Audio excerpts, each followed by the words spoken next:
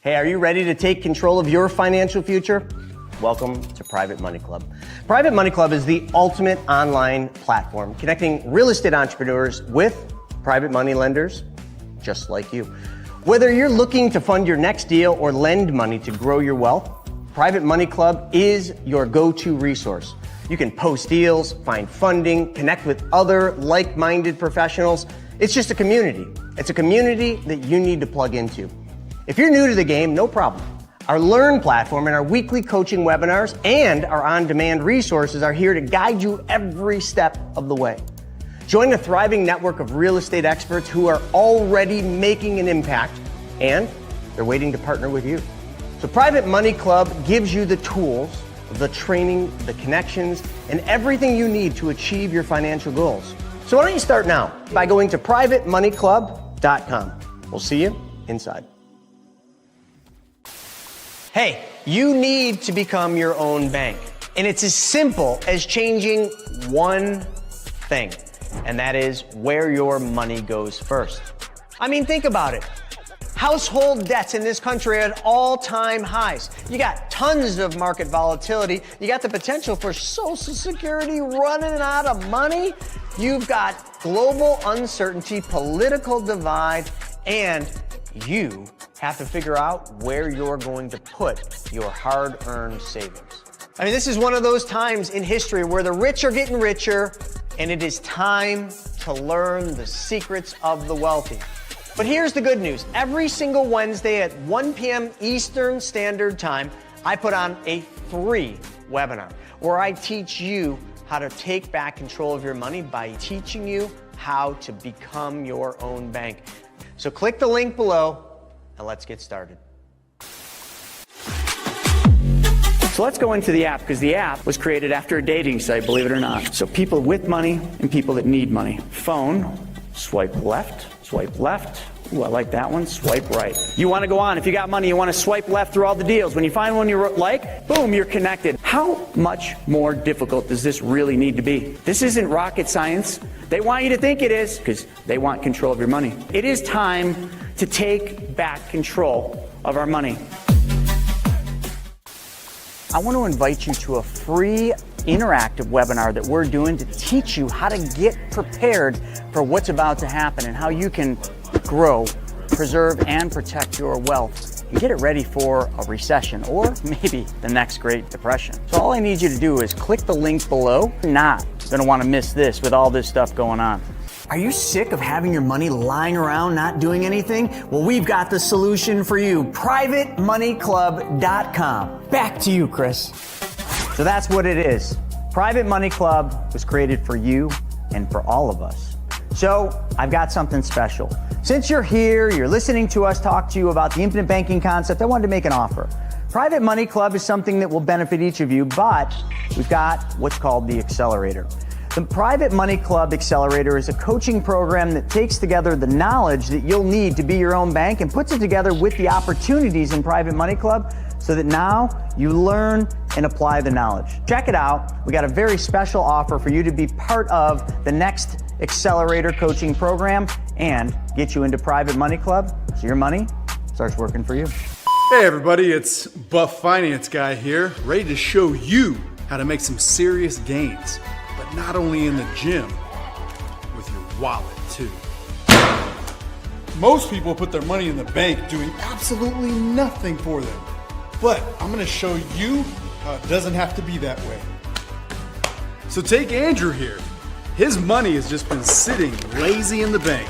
But all he has to do is change one thing, and that's where the money goes first, and everything changes. Just change where your money goes first, silly.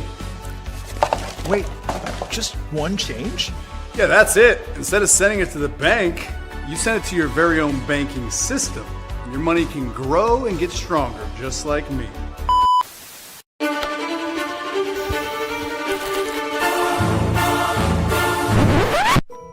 It's time for Money School TV. You heard it straight from the horse's mouth. The Money School TV strives to bring you the most relevant content of how money really works, past, present, and future. It's not a one-size-fits-all system. This platform provides you with ways to implement strategic decisions while avoiding fear-based decisions at all costs. Totally digital with new content added all the time on financial wealth creation strategies and how to regain control of your money. This 2-hour monthly group coaching with Chris Naugle is available now for only $19 per month. This is something you don't want to miss. Click the link below to get access now. Whoa! I feel great. My money's not being lazy anymore, it's getting swole. Just like me. Attaboy, Andrew. No more lazy cash. Now your money is growing, strong, and totally under your control. Wow, thanks, Buff Finance Guy. Now I'm ready to grow my wealth and feel as good as I look.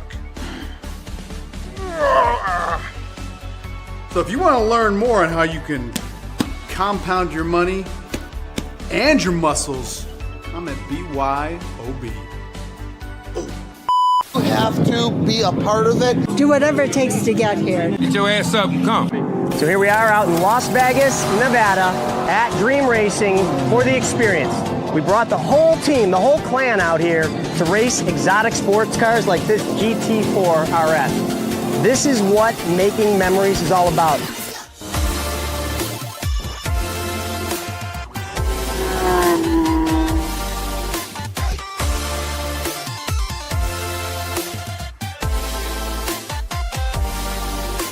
Together, we create experiences for each other, around each other, and memories we get to create. This is my third experience and I love it. Being at the experience brings out the camaraderie, being around like-minded people.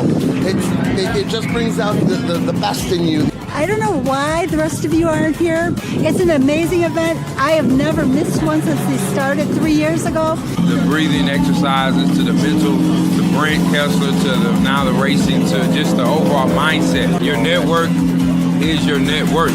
We can sit in a room all day, listen to the speakers, or we can come out here, make some quick laps, learn how to drive, and make memories that last a lifetime. You should be here next time. Well, the biggest thing I hope that people get is something that they can actually apply in their lives. You know, that's the biggest thing for any of these events that we want. We want people to leave here not just riled up, not just excited, but actually going out and doing something that'll put them in a better financial situation, help their family. And for the speakers, my goal is that they go out and they impact the audience and bring something the audience never had exposure to that allows them to then fill in that piece that they're looking for. I'm going to be talking about more lease options. I'm going to be talking about equity shares. I'm going to be talking about a bunch of fun stuff today. Because again, I'm not here to teach about how to do those deals. I'm here to teach about how to invest in those deals. Filled with individuals that are like-minded, that are at the top of their craft, they're at the top of their game. And for anybody that's an attendee, it's just a mind-blowing experience. It's almost going to be hard to speak anywhere else but here because it was such a great experience. I felt like, I don't know. It was amazing. Nothing less than amazing, literally. At the PMC Money Tank event, which is an epic event that we're putting together that does one thing and one thing only, makes everybody money. It brings people with money together with people that need money. It's like a peanut butter and jelly sandwich. You just smash them together and everybody wins.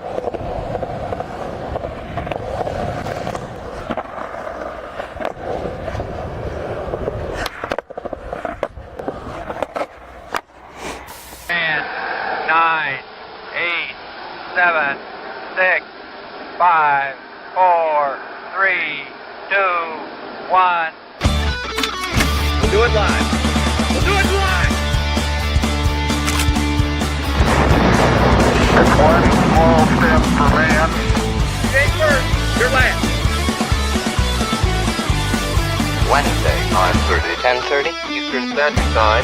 Do it live! Oh, yeah, the new intro. How's everybody doing? Another week, another What the F happened, and holy crap, is there a lot going on. Welcome to the show, folks. We do this show every week where we rant, we rave, and we will argue about what's happening in the news, in the media, in the economy, and in the world. But we have taken a weird change with this show. We've gone more to the factual data found in economic newsletters. So we've subscribed to a whole bunch of paid economic newsletters from different economists all around to get the inside scoop of what's really going on instead of what you're going to see on CNN, Fox, CNBC, and all those. But Stephen and myself are here to literally rock the house. That's what we're going to do. And holy crap, this morning, we have this like chat that our entire team does where they chat in all these current events that are going on, and we've got some breaking stories that I don't know, Stephen. What are your thoughts about what we're going to get into with this New York City mayor, or the mayor of New York City, and the election that's coming up in November? There's going to be a whole bunch of shit breaking free. I don't know if we want to get into that right now, or if we want to just kind of take a second and just tease the topics we're going to hit today. What do you think, Stephen? Listen, man, I'm going to dive right in, but I think we got to just kind of let everybody know what they're about to embark on WTF today. Yeah, man, it's a fire hose of news and information coming out by the hour. I mean, what's going on since last week? The bombing of Iran and World War III, to all of a sudden we have peace over there and a ceasefire going on. And like you mentioned, the Democrat nominee for the mayor of New York City was voted in yesterday as a socialist Muslim who's for defunding the police and government grocery stores, which is absolutely wild. But breathing rent. It's like, if we haven't had enough bullshit happen here in this stupid state of New York where we live, man, I don't know. You're down in there in Florida. Like, you don't even understand what's going on. I mean, you guys are using gold and silver to transact. I mean, your mayor's doing all sorts of things that actually logically make sense. Here in New York, it's a fuck show. Sorry. Oh, did I say that? I'm sorry. Donald Trump said it, so I thought it was okay if I said it. But actually, folks, what you need to know is in New York, that's just part of the language. That's right. The F-bomb that everybody's blowing up about Donald Trump using the F-bomb. Good for him for saying that. Like, that's just how we talk here. It's kind of like going to Texas or going to Canada and someone says, hey, and you're like, whoa, did you just say A? It's like we just say, fuck. It's just like part of the language. Sorry if it offends you, but it is what it is. Except maybe this new mayor that's proposing to run is going to probably ban New Yorkers from using the F-bomb because, oh, God, it's offensive.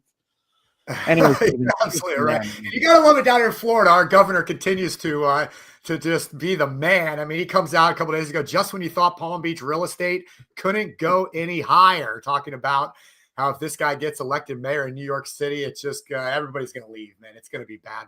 Oh, my goodness. Wild stuff. Right. What the F is going on is saying it lately today. So we got a bunch of topics, folks. Let me just hit some of them. We're going to tease a little bit about what we're going to be doing this afternoon at 1:00 because I've found some amazing things, okay, that I want all of you to know about. We're going to be talking about them there. But on today's show, we're going to be talking about, as you guessed it, the mayor and the new running mates, whatever you want to call them, for the New York City mayor election, because Cuomo, well, he just sucked. And now Hochul, well, she just sucks. But it's just careful what you wish for, right? Because it might get worse. We're going to talk about that. We're going to talk, I got a whole thing I want to talk about here on oil and its impact in Iran and this whole thing going on. We got to talk about the 30,000 pound bunker busters and the stealth bombers that nobody detected, which China didn't even see them on the radar. That was pretty impressive. We're going to hit that. We're going to talk about the markets, and how they reacted to the ceasefire, which is not what I would have thought. Consumer confidence is dropping. We're going to hit on that. We're going to talk about the World Bank and how, like, they're talking about the weakest global economy since 2008. And we're also going to hit on the debt here in the United States of America. But, the first thing I want to really hit on, folks, is going to be what we call what the F. And that is what's going on here in my state, New York. But you know what? I live in Buffalo, okay, Western New York. We're not even close to being what New York City is, but let's dive into this.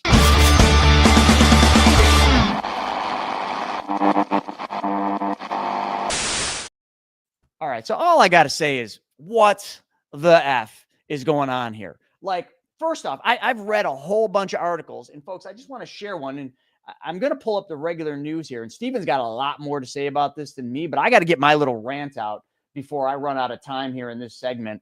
But right here. All right. So we got this joker.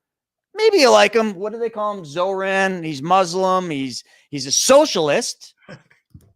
Forget about the Muslim thing, okay? Because I think by now, I think we can we could have a take on that, but we don't need to go there.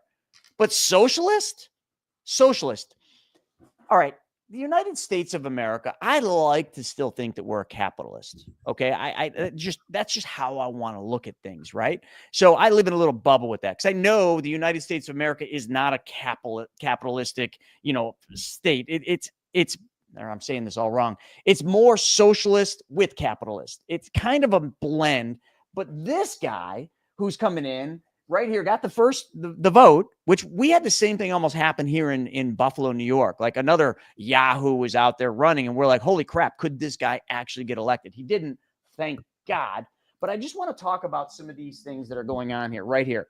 And sorry if I screw his name up. I really don't even care if I don't know how to pronounce his name. Whatever. This dude, okay? I got to be careful what I say here. But anyway, surging in the race's final weeks as he touted a progressive vision, as if New York City's not progressive enough, a progressive vision for a new direction for the city, one with rent freezes. Time out.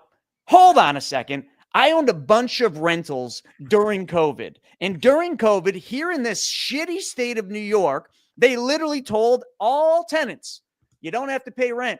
Your landlord can't kick you out. And guess what? Tenants actually stopped paying rent. Can you fucking believe that? Like the news starts saying, hey, you don't have to pay rent. And then tenants don't pay rent. I lived this. I sold most of the properties. I was paying people $500 just to allow a showing over a weekend in the hopes that I'd sell the stupid property because I was so sick of it. And this guy is saying one with rent freezes and city-run grocery stores. City-run grocery stores. Let's think about that real quick. As if they don't control enough. Now they're going to own one of the most important things people need, and that is food. Is going to be run by the state. A state that is just wacky already from the get-go. I think the only other state that's worse than this state, and I can't wait to read the comments coming in on this because it's got to be just outlandish, but California, that's the only other one. Yeah, Stephen, play this video. This is insane. Let's just hear it right from the horse's mouth. Yeah. Screw what I got to say about it. Listen to this asshole. Here you go. Grocery prices are out of control. The cost of eggs and milk has skyrocketed. Some stores are even using dynamic pricing, jacking up the cost over the course of a day, depending on what they can get away with. It doesn't need to be this way. I'm Zahran Mamdani, and as mayor, I will create a network of city-owned grocery stores. It's like a public option for produce. We will redirect city funds from corporate supermarkets to city-owned grocery stores, whose mission is lower prices, not price gouging. These stores will operate without a profit motive or having to pay property taxes or rent, and will pass on those savings to you. Grocery prices. So, Chris, when's the last time you went to DMV or dealt with the IRS or the post office? Let's just talk about some other government-run agencies. Yeah, let's talk about how great government-run agencies I would like to get some cereal for my son. Let me fill out a form, and I should receive it in about 4 to 6 weeks. Is that right? That's if you receive it. So a lot of people don't know this, but I grew up, where I grew up in a lower middle class family. Mom had food stamps like we did. So like I remember my mom had to be so careful in the things she did just so she could get her food stamps. Like, and I just remember it all too vividly. But like nothing is, you all buy now. Please don't be so stupid. And I don't mean to call anyone stupid, but you are fucking stupid if you think something that the government runs is actually going to work better than private industry. Literally, at this point, you have to have seen the patterns of what the government has done, and anything state or government run. It's never in your best interest. It never works out for your best interest. It always backfires, and it never works out like that video. I'm sorry. I'm a little fucking frosty about this shit. But hold on, I'm not done. And sorry about the F word. I just keep saying it. Let's just make sure we understand who this guy really is real fast, Chris. So what else does he support? Well, coming from him, he's all for ending cash bail, repealing the walking wild trans ban, discriminalize sex work, legalize marijuana, permit safe injection sites. Wait. Permit safe injection sites. You mean like what they did in LA? Restrict solitary confinement, enact elder parole, re-enfranchise incarcerated New Yorkers, decriminalize simple drug possession, repeal all mandatory. Decriminalize simple drug possessions? Reduce maximum sentence with retroactive effect, repeal felony bump up statuses, repeal sentencing enhancements, and end cooperation with ICE. So there's your new mayor of New York City. Anymore on this? Can we just fast forward through this section? Like, God, I don't even know what to say. I will say though, I mean, the last thing I'll mention is Chicago Tribune actually came out with a full write-up yesterday saying, listen, we tried socialism in Chicago. It is a nightmare. Chicago's never been worse. New York City should learn from our mistakes. And that's coming from Chicago. So good luck. Good luck, Chris, to you up there in New York. Down here in Florida, we're going to continue to build Alligator Alcatraz, which we'll talk about a little bit later in the show. You know, it's funny. I do this show and sometimes I'm like, man, I'm just going to create a whole bunch of people that hate me even more than some do because of the things I say. But you know what? It's just like, I just can't help myself.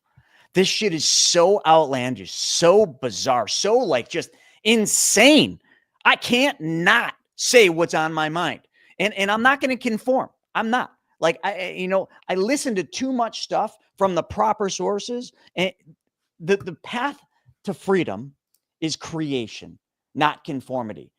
Everything we just talked about is conform. Stephen, can you please pull those back up? Please pull all those things back up.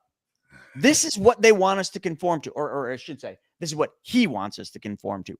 Hochul, who I've actually been around Hochul because she's a Buffalo gal, and now she's the governor of New York City, and I don't think she's done a damn thing that has helped New York City. New York City is not the New York City I remember growing up.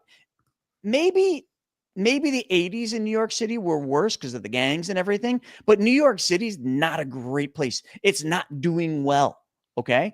I live in New York. I don't go to New York City all that often, but all I can tell you is from the things I see, the people I know that live there, shit ain't good there. So we don't need an investigation to know that NYPD is racist. Oh, wow, that's an interesting take. So all NYPD, just because Zoran says it is, they're all racist, right? That's logical. Like, that's what we want, right? We want somebody that says that wants to defund the New York City police. Oh, great. Yeah, let's defund the New York City police. Let's put a whole bunch of trans into the police department, right? Because that's what Zoran probably wants. Let's put a bunch of nice people. Let's put them in dresses and let's make them be super nice because we don't want any racist, no anti-queer. Oh man, I don't even know where to go with this. Good morning, Donna. Thanks for saying good morning. We should probably move on, but here's one more little 25-second ad just because why not? Yeah. I mean, listen, we got a बात ये है why not? नहीं है कि मैं क्या बनूंगा, बात ये है कि मैं क्या करूंगा हमारे कम्युनिटीज के लिए और हर एक न्यूयॉर्कर के लिए। मैं हमारे शहर को अफोर्डेबल बनाऊंगा।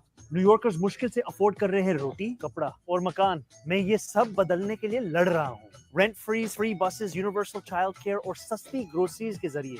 पर आपको एक सवाल पूछना चाहता हूँ। There you have it. That wasn't even English. Boy, let's take some let's go to some comments. I gotta calm down a little bit here. Maybe moving along.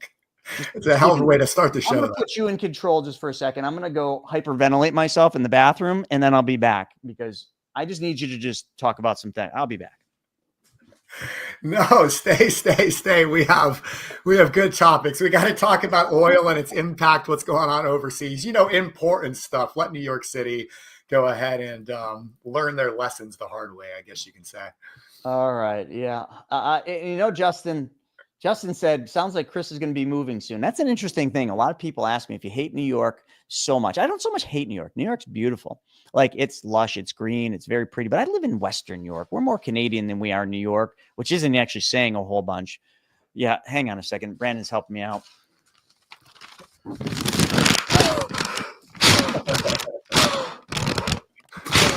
Pray for Chris, please. Pray for Chris. He's going to be all right. I live in New York for one reason, because I'm not selfish, and that is because this is where my mom's at. And then we wonder why U.S. consumer confidence is at all-time lows right now as job market worries, you know? It's like, oh, what could go wrong with leadership like this in place? Oh, nothing. Nothing can go wrong. Never does. No, nothing. Nothing goes wrong. Whew. All right. Well, anyway, what other topics can we get in? I got to cancel this, and I have like 3 things pulled up about this this Joker, and I got one economic newsletter that I probably should skip. But what it's doing is it's really kind of talking about this guy and Democrats and how literally like AOC and Bernie. I mean, by now, is it safe to say that Bernie Sanders is literally insane? I mean, have you watched some of his stuff recently? Like, have you watched it? If you can't agree that he might be on the crazy train, then watch a couple of videos about what crazy people look like, and then watch Bernie Sanders. Then go back and watch the crazy people videos, and then watch Bernie Sanders. And you will see the correlation between the two. It is very much, I think, a fact at this point that Bernie Sanders is just batshit crazy, like belongs in an institution. But didn't they ban all those insane asylums? Like, didn't they just let all those people out on the street? Did anyone do a background check on Bernie Sanders? Like, is that where he came from? And then AOC, I mean, when the wind blows, she's just on to the next thing. Like, what? She has no purpose. She literally just conforms with what the next hot thing is, or not hot thing, or whatever you want to call it. She's just an interesting character all in herself. Is anyone on here an AOC fan? You can be honest. I won't pick on you. Anyone an AOC fan? Do we have any AOC fans? I mean, just put it up there. I promise I won't even say anything. I'm just curious, just asking for a friend. Trump had some interesting things to say about AOC yesterday. Did you read that masterpiece of a tweet? No, I didn't. I actually haven't been able to keep track with what Donald Trump says, but I did hear him say the F-bomb, and I was like, good for you. You're from New York, aren't you? Oh boy. Okay, do you have it?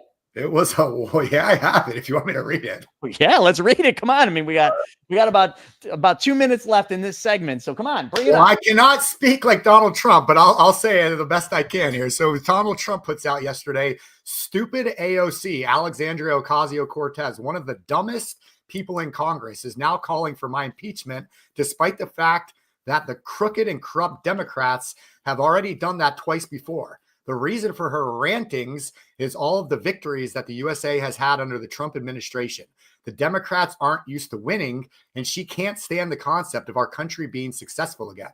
When we examine her test scores, we will find out that she is not qualified for office, but nevertheless, far more qualified than Crockett, who is a seriously low IQ individual, or Ilhan Omar, who does nothing but complain about our country, yet the failed country that she comes from doesn't have a government, is drenched in crime and poverty, and is rated one of the worst in the world, if it's even rated at all. How dare the mouse tell us how to run the United States of America?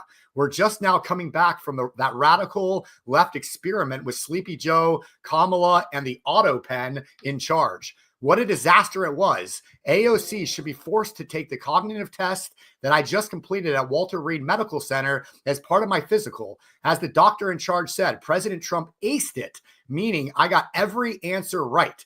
Instead of her constant complaining, Alexandria should go back home to Queens, where I was also brought up, and straighten out her filthy, disgusting, crime-ridden streets in the district she represents, which she never goes to anymore. She better start worrying about her own primary before she thinks about beating our great Palestinian senator, crying Chuck Schumer, whose career is definitely on very thin ice. She and her Democrat friends have just hit the lowest poll numbers in congressional history, so go ahead and try impeaching me. Again, make my day, Donald J. Trump.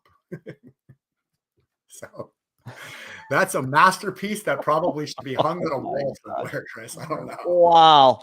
Oh, folks. Well, we're going to move into the next segment, which is America, right after this little break. Hey, are you ready to take control of your financial future? welcome to Private Money Club. Private Money Club is the ultimate online platform connecting real estate entrepreneurs with private money lenders just like you. Whether you're looking to fund your next deal or lend money to grow your wealth, Private Money Club is your go-to resource. You can post deals, find funding, connect with other like-minded professionals. It's just a community. It's a community that you need to plug into. If you're new to the game, no problem.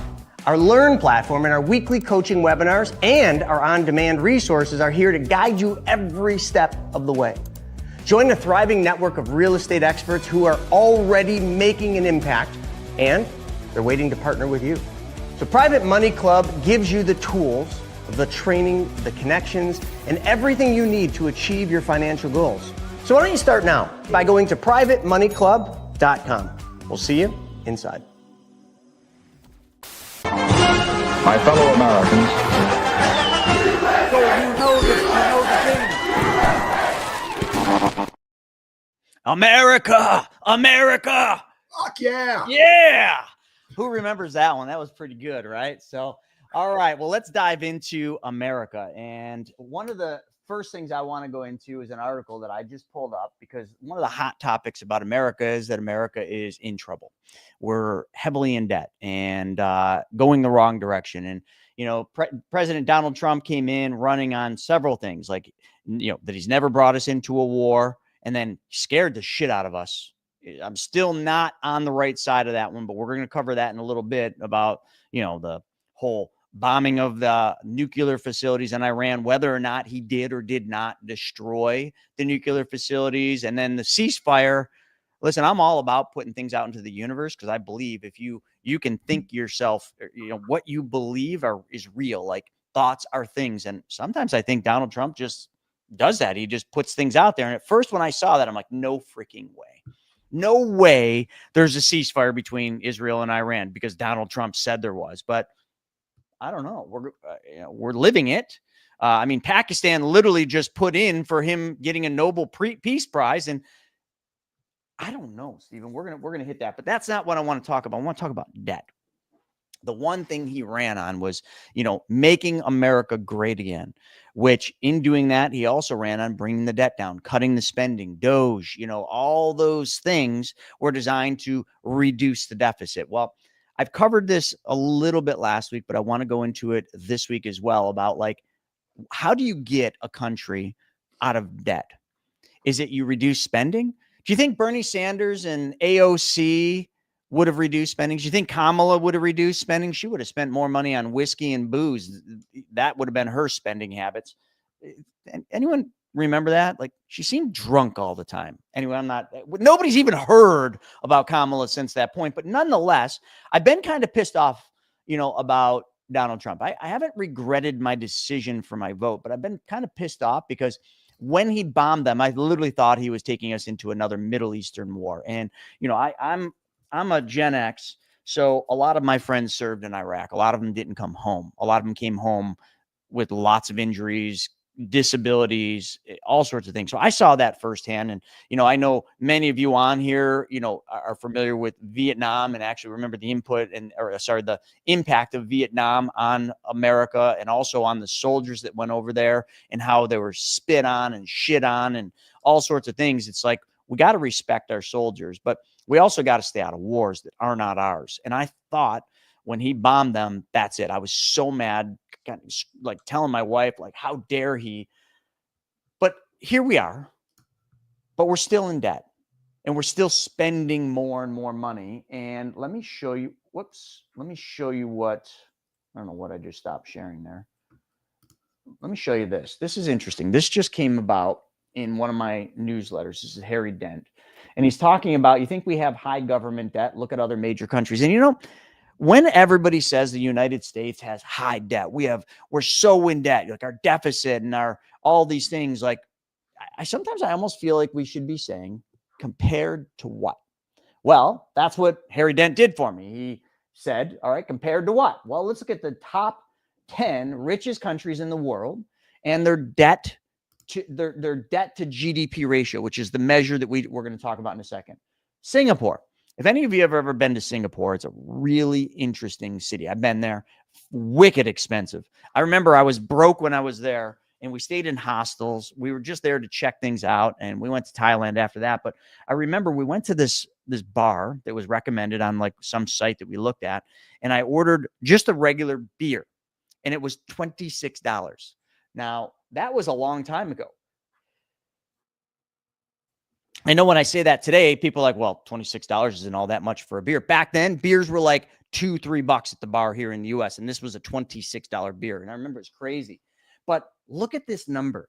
Debt to GDP, 419%. Does everyone understand what that means? Like, that's absurd.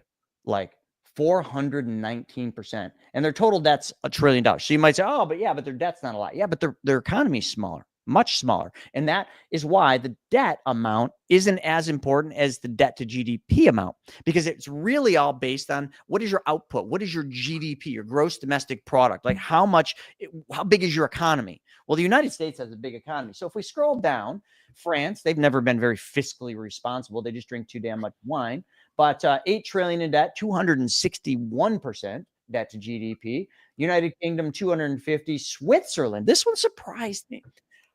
I don't know about all of you, but when I think of Switzerland, I think of like a really good economy. I don't know why, but I think of gold. I think almost gold member, right? Like I think gold. I think of the Swiss, franc. I think of just wealth, and I think of an economy that is super strong, stronger than the U.S. because their dollar, their dollar. It's not their dollar, but their currency is far better than ours, and one of the few that is. But look at their debt to GDP. 250%. Belgium swinging in at 250% as well. And then you got down here, Finland. I've been to Finland. Awesome place. Very socialist, but people are nice. I was there snowboarding. I loved it. 233%. Germany, 161. Canada. I was surprised to see this. Canada swinging in at a debt to GDP of 146. Now, let me just pause for a second. Let's look at all these different countries. How many of those countries are socialist? How many? Stephen, do you know? Well, Canada is socialist. Finland is definitely socialist. France, I think, is more socialist, but I could be wrong there. Singapore is just, I don't even know what you call that, government. Anyway, don't know where I was going with that, but nonetheless, like just kind of trying to do the parallel to socialist countries and their debt to GDP, because they remember in socialist, freeze rent, free this, free that. We're going to give you this. We're going to give you that. The government can do everything better. I mean, just look at Canada. We're going to give you your healthcare. And maybe that's a bad topic because here in the United States, our healthcare is a fucking disaster. But I don't think it's all that much better in Canada. It just doesn't cost anybody. So nobody bitches about it because it's free. But it ain't good. You need to have a serious surgery. You got to wait in line. Or you got to go to a private doctor, which then you got to pay. So I know a lot of wealthy people right across the border here in a place called Oakville, which is a very wealthy area. They don't use the public health system. They pay to go to a private doctor like we do here in the U.S. And people don't know that. But the United States swings in at 96% debt to GDP. But our debt is $26 trillion. So that's what you hear about in the news. You hear about the size of our debt. And that's not even our total debt. And then Argentina is the only one better than us. And Argentina's got some shit right. If we want to really model after somebody, that would be that. Now, there's a couple important factors that we have to put in here. And then I'm going to get to the point because I see that, some people just want me to get to the point. But the whole idea here is the fact that our debt, everybody wants to blame. It's just funny. Trump's just a punching bag. They blame him for everything. And I guess the United States debt is all his fault. But let me remind all of you that it says right here that the past issues on government, especially in the U.S., made a huge error in overreacting to the stimulus to COVID. $11 trillion out of the total of $20 trillion that were print since 2008 came in just 3 years between 2020 and 2022. Do you remember 2008, the Great Recession, the almost what I would say was the closest we've ever come to a complete and utter financial collapse in the United States of America? That was called the Great Recession. Some of you remember that. Some of you are too young to remember the impact. But it happened in 2008. They printed, it was unprecedented, $900 billion. That was unprecedented. unprecedented. It was so much money, but it was necessary. And it worked. And they saved us from a complete collapse. But then COVID hits. You can have your opinions on COVID, what it is, how they had all that stuff, masks. I live in New York, so I felt the grunt of it. But in those years, 2020 to 2022, 11 trillion of the 27 trillion printed since 2008 came into existence. We're just cleaning shit up now. That's all we are. But you see, it gets a little bit worse because when we look at the total government debt, we talked about over here the 26 trillion in government debt, but really there's more debt than that because there's private debt. And the private debt takes us into it takes us much higher than that. So when we factor in the private debt here in the United States of America, let's see, where is that? That's down here. Our debt is $94 trillion, which is 3.5 times GDP. Okay. And he's saying this cannot and will not end well. It just won't. So let me talk to you just a second. I got these newsletters and this one was heavy, but in this newsletter, when I read in here, it was talking about this. Now there's one other period of time. I like history because history is like a guiding light. It allows us to see other times in history where we've been in kind of this shitty position. And during and after World War II, we were in this position. They printed tons of money, at least for the time, unprecedented amount. And our debt to GDP was off the scale. If you go back to the news headlines, which I've seen some of them, they're talking about how we're never going to recover. We're never going to be able to get out of debt. We're never going to be able to fix this. But they did. It took a long time. But Stephen, do you know how they did it? Mm-hmm. Now, AOC and crazy man Sanders would tell you they got to cut spending, which, just so you all know, if Bernie or AOC were ever running the country or even in a position, they wouldn't cut spending. They'd spend. There is no president that ever comes into the U.S., mark my words, that will cut spending. Okay? They're not going to. They're going to continue to spend. Like Trump might spend more on defense and, the big, beautiful tax bill, which we'll see what's going to happen with that. But the whole fact of the matter is they're not going to cut spending. The way out of this is the exact same way out we did it back after the World War II. And that was GDP. Increase production. You can increase production, and then your debt doesn't go down. Your debt continues to go up, but your GDP goes up, which means your ratio comes down. Argentina, that's how they're doing it. Increase productivity, and you decrease the debt to GDP ratio. So that's the dangerous number. It's not the amount of debt we have. And a lot of people they're like, oh, the U.S. is going to go bankrupt. Did you realize that that's physically impossible? I hate to say that, but it is, because the U.S. dollar is still the all reigning champ. It is still the currency that trumps every other currency. And the debt in the U.S., if you don't know this, is in U.S. dollars. So how could the United States of America, who controls the Treasury, how could they go bankrupt if they can just print more money? Now, I'm not saying that's the answer. Printing money literally devalues the dollar. That's what inflation is, okay? They print more dollars into existence. It steals value from your current dollars in circulation, and your dollars buy less. Inflation, it's a hidden tax, okay? You don't believe that? Go back and study the Roman Empire, study the collapse of the Roman Empire, and study how they had their little gold coins and they were clipped in the corners. That was the same thing. That was the inflation. But the way the United States of America could come out of this, it's going to take a lot of time. It's not going to be fully succeeded by Trump, but he's laying some of the foundation, is GDP, production. They call it the birthright, of the U.S. And it is all this land that they are basically kind of making, they're taking away some of the restrictions on federal lands. Now, that is met with heavy resilience, but they're trying to go after the minerals. And there was an article, I don't know where it was, but the minerals that the U.S. has in these lands that they're talking about opening up, or I think they actually are, total about $150 trillion. Let me just preface that. The minerals in the government-owned land, like the blocked-off land, okay, that Trump is in this administration is trying to, I'm not using the right words, but trying to open up, is worth essentially about $150 trillion.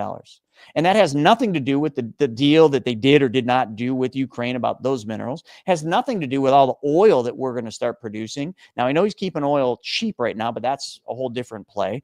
But nonetheless, I know a lot of people in the oil industry, and they're all talking about this. So the way through this, folks, sorry I went so far into this, Stephen, with America, but the way through this is production. Always has been, always will be. The proof in the pudding is after World War II, increase productivity. Bring industry back to the U.S.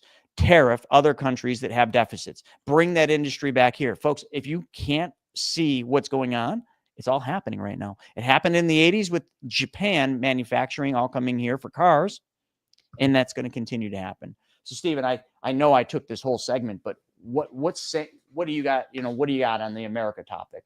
No, that's sorry, I went so important. deep into that. Definitely important stuff you're talking about. I mean, we can pull up some different stories here. So folks, we got this new format where everything's like on a countdown and a timer, and it's easy to kind of ruin it, but it's easy. The good part is, Stephen, the next section we're going into is world, which really ties into this whole thing. Yeah, absolutely. I don't have the timer in front of me either, so I don't see exactly how much time's all left. right. Well, let's just move into the next segment if we can. We're going to do that, and we're just going to move into the world economy.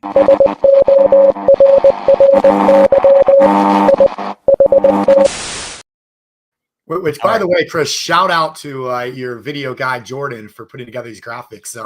Morgan was asking about them and said they're really great. So nice work. And we're just getting used to them, trying to. So like everything's timed now. We know exactly what segments we're going to do. We know what the topics are.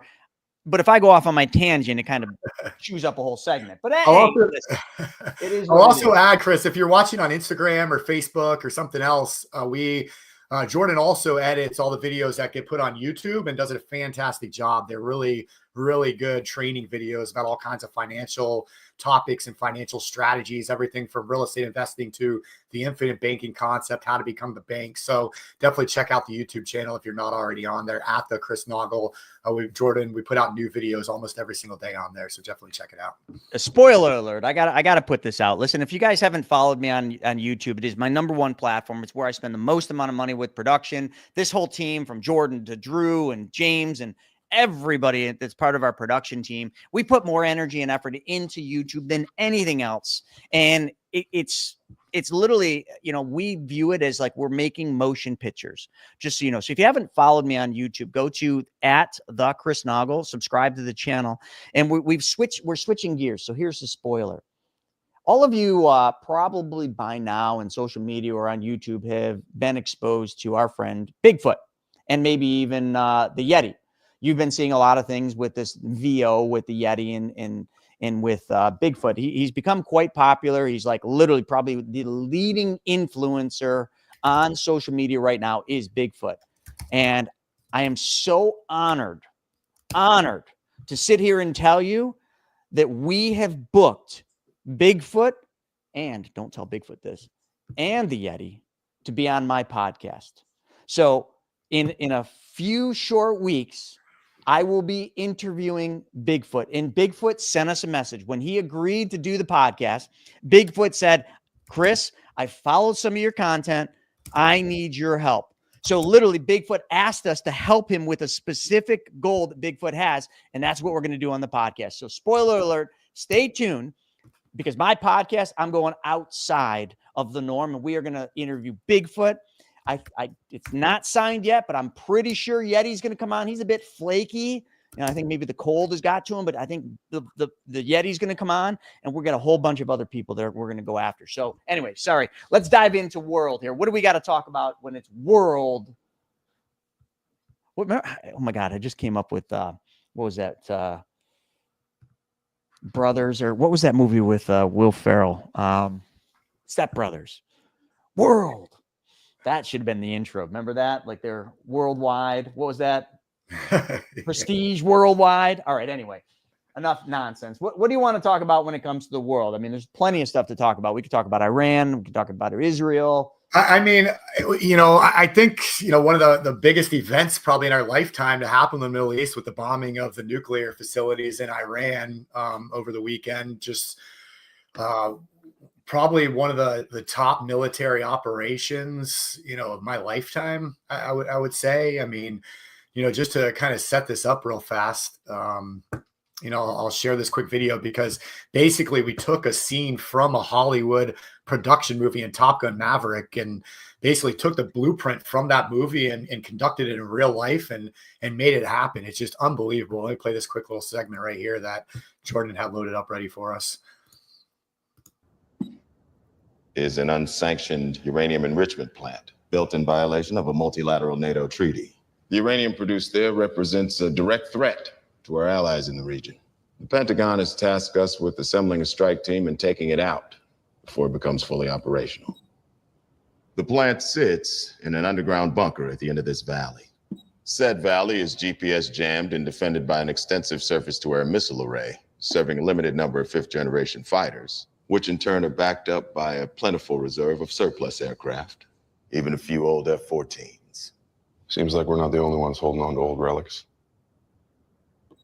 What's your read, Captain?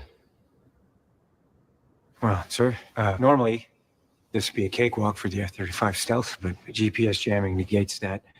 Surface-to-air threat necessitates a low-level, laser-guided strike, tailor-made for the F-18, I figure. 2 precision bombs, minimum, makes it 4 aircraft, flying in pairs. That is one hell of a steep climb out of there, exposing you to all the surface-to-air missiles. Or you survive that, it's a dogfight all the way home.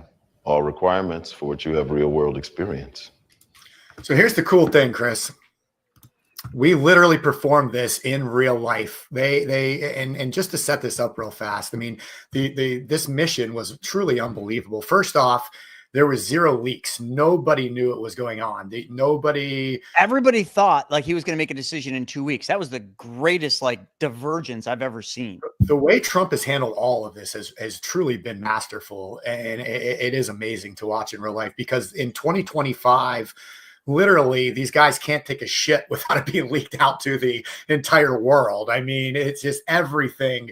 And you can see with these these after action reports, and supposedly they didn't take out as much as they said, although that's completely contradicted by on the ground intelligence over there. But that was all leaked out immediately. But the fact is that none of this was leaked.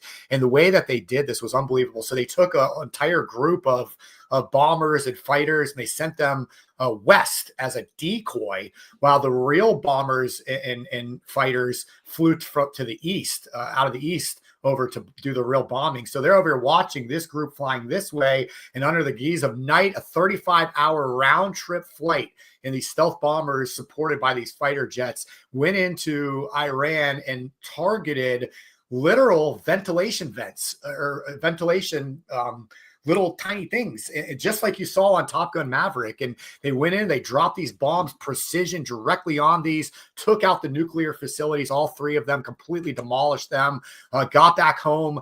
Not a single shot fired, not a single service person in any kind of trouble. Just a masterful performance by the United States military. And, more importantly than taking out Iran's nuclear facilities, which is probably one of the biggest turning points in our lifetime, Chris, when it comes to the Middle East, not allowing Iran to have a nuclear bomb. But the fact that they were able to do this with no leaks, with nobody knowing about it, getting the people back safely, not a single shot fired, is just, it's a beautiful thing. And it puts us back on that pedestal where, they keep saying peace through strength, peace through strength. Well, trust me, when China's looking at invading Taiwan, which, they were starting to vamp that up. We have a story on that.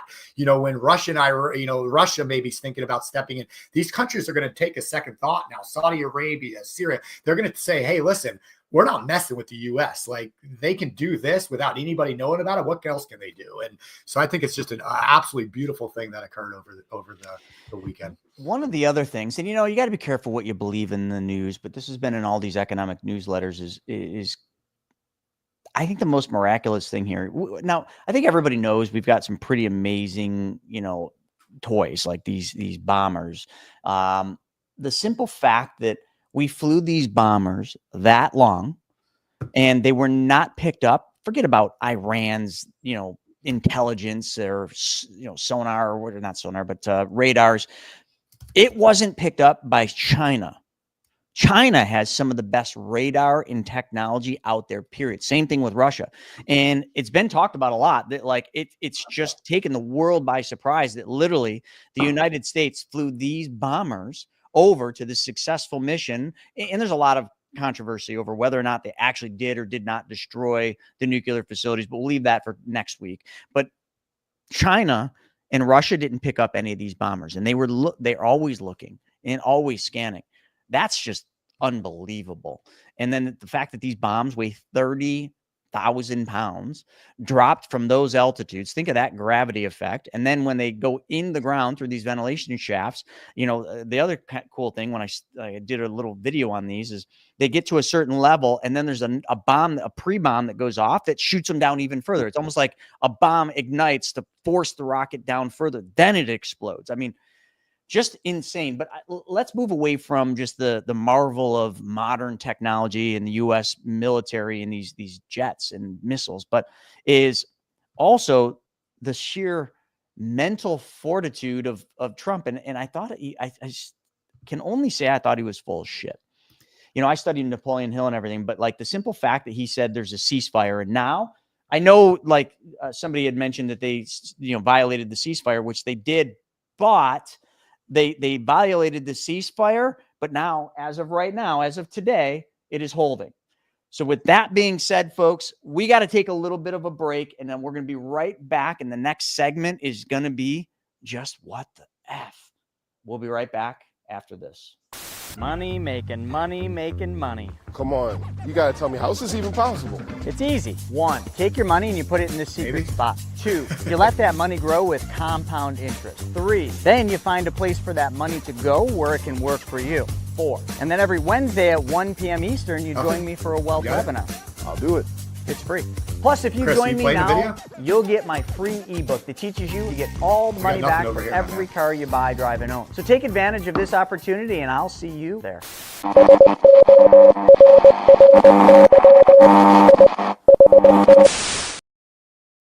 That didn't work? Steven? Did I lose everybody? I think everybody's on. Steven's gone. That's weird. Steven, did everybody see the commercials? So, Shauna said, I hear it. Steven, shut up. Steven's now gone. We have kicked Steven out of the show because he's full of shit and doesn't know what he's talking about. You all saw that, right? The little 1, 2, 3. All right. Yeah. All right. So, Steven. Sorry, I don't know what happened there. I got kicked out. You were good. I don't know what happened. All right, so we're going to talk about what the F. We're just going to go straight into just what the F. And, I think we could continue on with that, but I want to talk a little bit about, I'll talk about the markets because it's literally what the F. But before we do that, I want to real quick, I want to talk to you a little bit about today's wealth webinar. It's going to be a phenomenal one. And I'm going to open up with something, and this is not what the webinar is about. The webinar is going to be about obviously infinite banking, but also how being the bank is the ultimate in real estate. Okay. And we're going to talk about private lending, and it's going to be a phenomenal show. But this is something I listen to. I run every morning, and I listen to Earl Nightingale, and he came up with something, and he said, true wealth follows cause and effect. And he said, the path to wealth is simple, not easy, but simple. It's available to every one of us who is willing to be disciplined, consistent, and deliberate. I thought that was so amazing. The challenge is not in the knowledge. The challenge is in the application. And he goes on to say, if you follow these 7 principles, you will, and nothing else can happen, but you will become wealthy. I'm going to hit on some of these 7 principles in the wealth webinar this afternoon at 1 p.m. Eastern. If you want to join us for that, it's very simple. Just make sure you are basically go to chrisnaugle.com. This is the easiest way. Hi, Cash. Go to chrisnaugle.com and just sign up for the wealth webinar. Totally free. You get my books for free. But anyway, we're going to talk about true wealth and how it follows cause and effect. But let's dive into some of the things about the market. So the markets today they're down a little bit. It's kind of mixed, but they'll probably be positive for the day.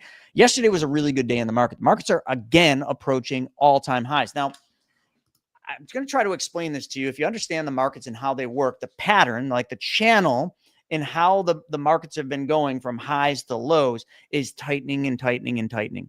So it's like a V, and we are literally getting razor tight. So we're constantly bouncing off of the highs and then going to the lows and bouncing off the highs, and it's getting tighter and tighter. And eventually, one of two things has to happen. Either the markets have to break higher and break the all-time highs, which I'm definitely a pessimist on that. I don't think the markets can go higher. The economy is not improving. It is getting worse. People are strained and strapped and literally financing groceries, and companies are not doing well. I see it frontline. CEOs know what's coming. And the Fed, the Powell, holding rates is not going to help this. So you got this channel, but it doesn't change the fact that we are almost again at all-time highs. When in the news, when you're following the news and you're looking at all the stuff going out there, like the markets are just bonkers. They're not performing as they should. And one of the things I want to say to that is I want to come down here to like the real estate market. Real estate market is in some parts of in the world or country are doing well, other parts doing terrible, but mortgage demand is still way down. So Stephen, we got about a minute in this segment. What other just truly what the F things can we talk about? I mean, oh, well, if I got 1 minute, I got the perfect video because this is one of the craziest what the Fs I've ever seen in recent memory. So here we go. Attorney General James Uffmeyer here at the Miami-Dade Collier training facility. This is an old, virtually abandoned airport facility right in the middle of the Everglades. Florida's been leading on immigration enforcement, supporting the Trump administration and ICE's efforts to detain and deport criminal aliens. The governor tasked state leaders to identify places for new temporary detention facilities. I think this is the best one. As I call it, Alligator Alcatraz. This 30 square mile area is completely surrounded by the Everglades. Presents a efficient, low-cost opportunity to build a temporary detention facility because you don't need to invest that much in the perimeter. People get out, there's not much waiting for them other than alligators and pythons. Nowhere to go, nowhere to hide. Within just 30 to 60 days after we begin construction, it could be up and running and could house as many as 1,000 criminal aliens.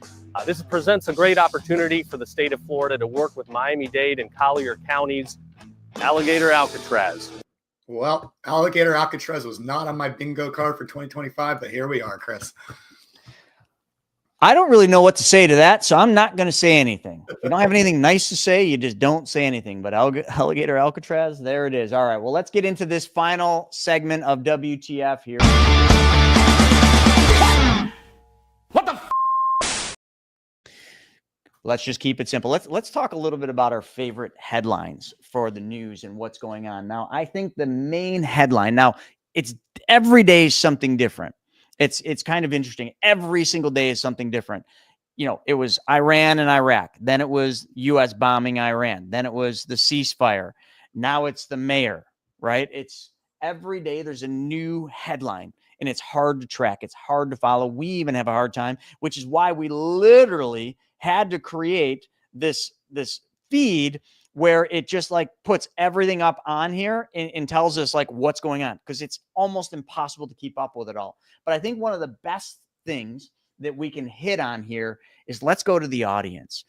Every one of you watching, you've been commenting, you've been putting stuff. We've had Instagram on here, Facebook, YouTube, and appreciate you all. Been watching your comments coming in, but literally, let's just hit some of the highlights on some of the things that people are saying. Stephen, go through some of the comments here. Besides Kevin Kelly saying he loves his alligators. Great. You got one as a pet? Did anyone ever have an alligator as a pet? Because that was a thing back when I was growing up. Like, you know, people actually had little alligators as pets. And then you heard the stories of where they flushed the alligator down the toilet, and then it got to be this giant human-eating croc. Actually, wasn't that just a movie? Was that real or was that a movie? Oh, gosh. You know, when you're growing up, you don't know what's real and what's not. But Alligator Alcatraz should solve that problem, nonetheless, of the crazy big gators that are growing up in our sewers in here in New York. But, Stephen, anyway, what do you got? I know. I'm just reading through some of the YouTube comments. Brandon said the radar cross-section of the B-2 bomber is often cited as around 0.0001 square meters, which is comparable to the size of a bumblebee. I mean, just unbelievable, the technology out there. I guess Dexter said I was talking too much. I didn't think so. I think I'm the one talking too much. Sean told me to shut up per usual, so that's nothing new there. What else we got? China's been flying aircraft into Tehran in the recent weeks with their transponders off. I think they supply missiles. Well, let's talk a little bit about that, with the China stuff. So China also has been doing some funky things over there with Taiwan. Stephen, have you seen any of that stuff? It's kind of been hidden a little bit, but have you seen anything about what's going on over there with China and Taiwan? Like that thing makes me scared because I think it's imminent that China's going to attack Taiwan, and that's going to force us into a war. Yeah, I mean, here's the most recent one somebody just shared with us.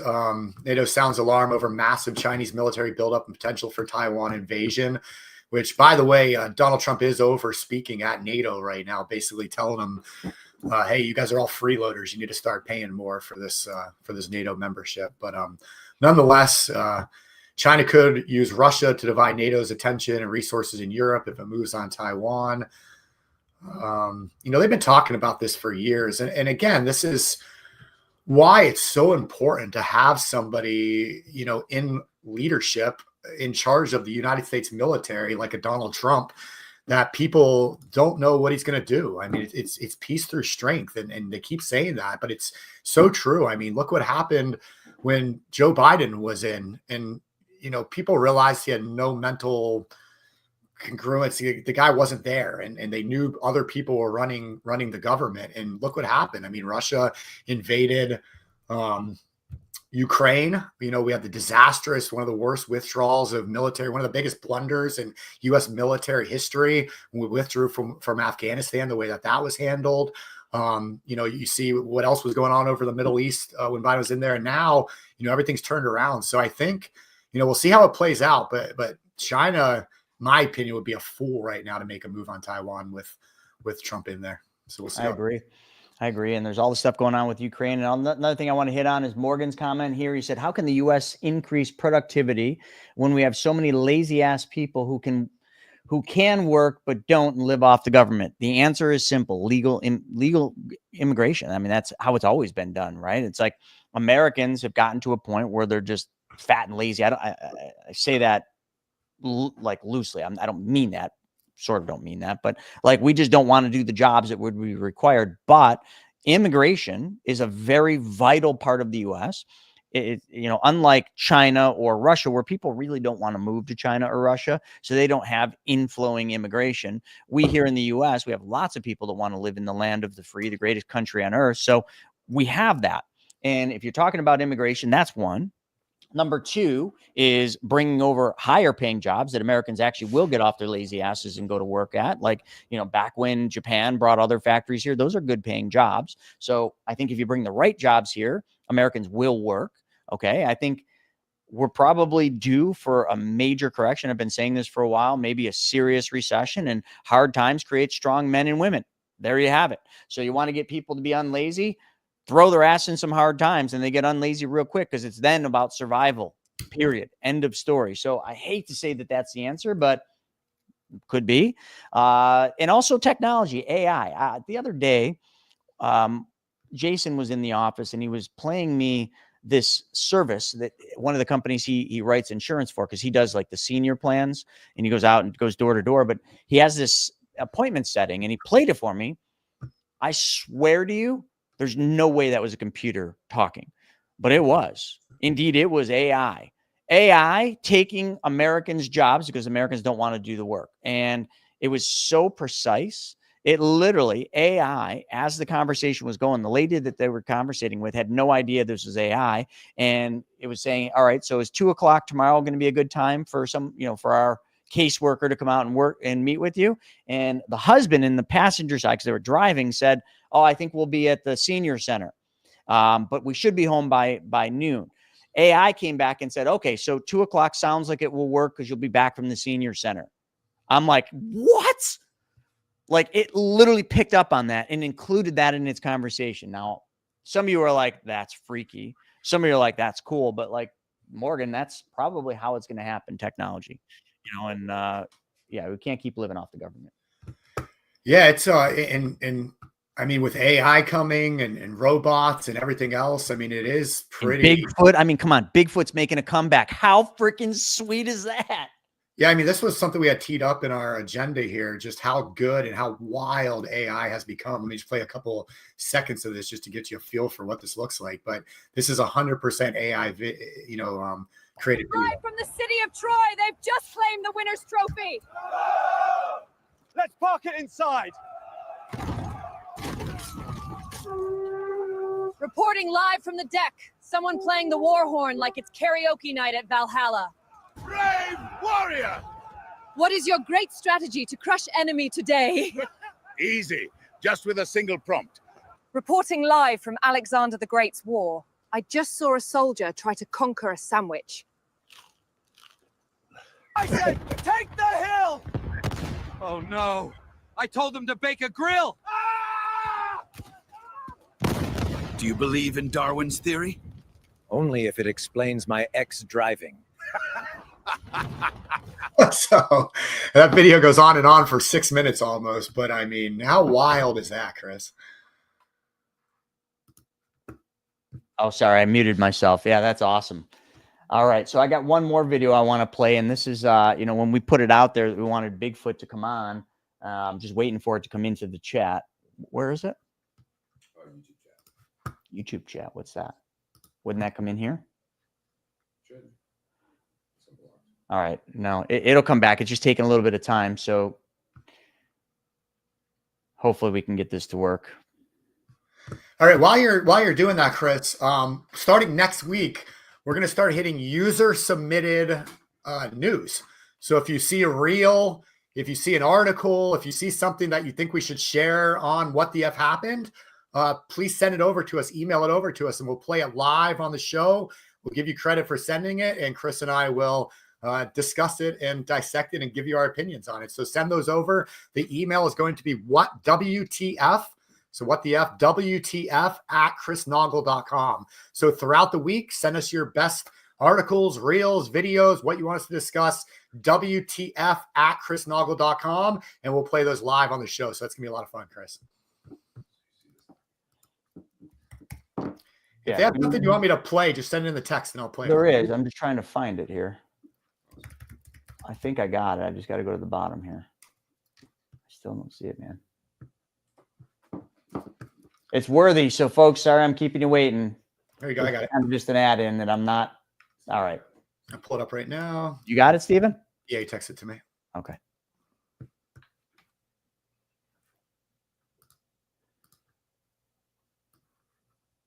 Okay, here we go. Yeah. Been 200 years. Think it's time I settle down, build a cabin. But the banks act like I don't exist. No credit, no W-2. What should I do, Chris? So that's what the podcast is going to be all about. We're going to talk about how Bigfoot wants to buy a cabin. He's sick of hanging out in the wilderness and sick of sleeping on sticks and stones and leaves. I am going to coach Bigfoot into buying his first cabin. And I'm going to teach him how to do it without the banks, without working any harder, any longer. And I'm going to teach him how to do it without stealing people's wallets, because he's been doing that as a side hustle. But we'll get into that in the podcast. But with that being said, folks, join us this afternoon for a wealth webinar at 1 p.m. Eastern. Go to chrisnaugle.com to register for it.